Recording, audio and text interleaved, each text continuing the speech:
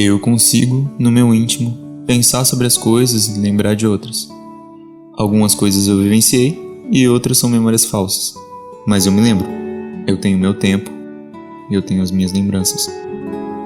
As minhas memórias.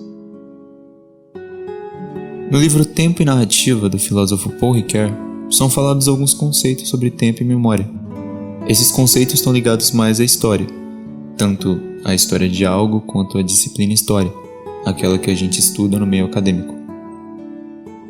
O tempo é criado pelos humanos para definir a hora, a data ou a duração das coisas. Além de mais coisas que eu não tenho propriedade para falar, como o tempo e espaço e o que é o tempo na física. De acordo com esse filósofo, existe algo chamado tempo da percepção. Esse seria aquele que está ligado à nossa visão de mundo, ou seja, ele é individual. Isso significa que entre o presente e o passado existe esse tempo intermediário, que é a nossa memória, um tempo anônimo, que é também a nossa percepção sobre as coisas que passaram no nosso pensamento. Outro filósofo chamado Arthur Schopenhauer nos diz que a gente não pode enxergar as coisas como elas são em si. Esse em si significa a natureza das coisas, a essência plena delas. É como você sendo você mesmo. E ninguém pode te definir, nem mesmo você. Para Schopenhauer, ninguém consegue enxergar essa natureza das coisas. Isso tudo porque, como eu já disse, as coisas transpassam o nosso pensamento por meio da nossa percepção. No seu livro O Mundo como Vontade e Representação, o Schopenhauer vai dizer que a gente vê nas coisas o que é útil pra gente. Você não consegue enxergar a natureza de uma cadeira, mas ainda assim, você enxerga que ela é feita para o nosso conforto se nos mantermos sentados. Ou seja, com o tempo da percepção, que são as nossas memórias para o nosso amigo Paul Ricoeur, mais a representação das coisas, que são a nossa subjetividade para o nosso colega Arthur Schopenhauer, tudo que sobra para nós é ausência.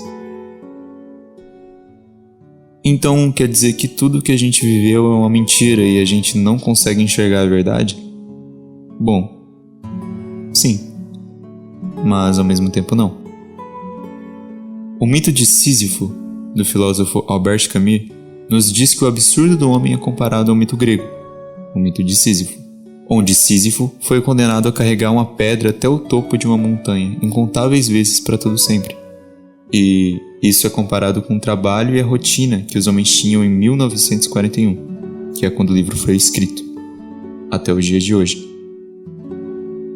E se nós somos Sísifos vivendo apenas para carregar uma pedra da nossa subsistência para conseguir ter um lugar para comer e dormir, como enxergar as coisas além disso e conseguir lembrar de algo bom no futuro, se é só isso que eu vivo?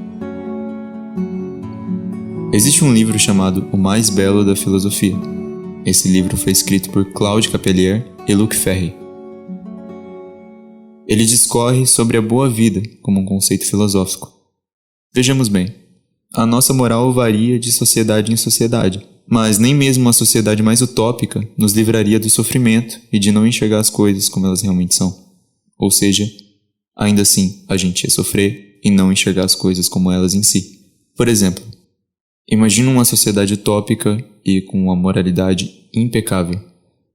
Nessa sociedade vivem pessoas das quais você ama, e porventura do tempo biológico, uma delas acaba morrendo. Nem mesmo a moral dessa sociedade vai impedir o seu sofrimento pela morte da pessoa. A resposta, então, vai para a filosofia. Então, quer dizer que não tem escapatória do sofrimento? Bom, sim, mas ao mesmo tempo não. Esses dois autores propõem a ideia da boa vida com base na filosofia. Não é um questionamento sobre moral e religião, mas sim sobre a vida e a morte. Por mais que a gente não consiga entender as coisas como verdades, nós ainda temos nosso pensamento e a nossa reflexão. Cabe a nós deixar claro que a morte acontece, mas que a vida não para nem por um segundo. Além disso, nós temos coisas mais importantes que questionamentos sobre o sentido da vida porque a gente vive. E para viver, ninguém precisa saber o sentido, mas sim aproveitar os momentos antes que virem memórias. porque quando virarem, e elas vão, podem acabar se tornando duas coisas: um sorriso que contagia qualquer um, ou a tristeza de não ter aproveitado como poderia. Ficar bem consigo mesmo é muito mais importante que muita coisa nessa vida. Por fim, eu vou propor um exercício. Imagina que você pode voltar no tempo e viver um dia quantas vezes você quiser. Assim, é claro que você vai aproveitar muito mais, sem medos e sem aflições ou aborrecimentos. Afinal, você vai estar preparado para tudo o que vai acontecer no dia. E isso acontece no filme Questão de Tempo. Fica aqui a recomendação. Mas você não tem esse poder, ao menos até o presente momento, e se tem, ainda não descobriu. Então você só passa pelos dias uma única vez, e amanhã já vai ser lembrança. A vida não passa muito rápido e nem muito devagar, mas ela passa. As memórias são só aquilo que a gente viveu e aproveitou ou não. Todos esses filósofos citados, todos os estudos, não servem de nada se a gente não reflete e tenta aplicar o melhor na nossa vida. Mas eu tenho certeza de uma coisa: esse vídeo vai acabar se tornando uma lembrança.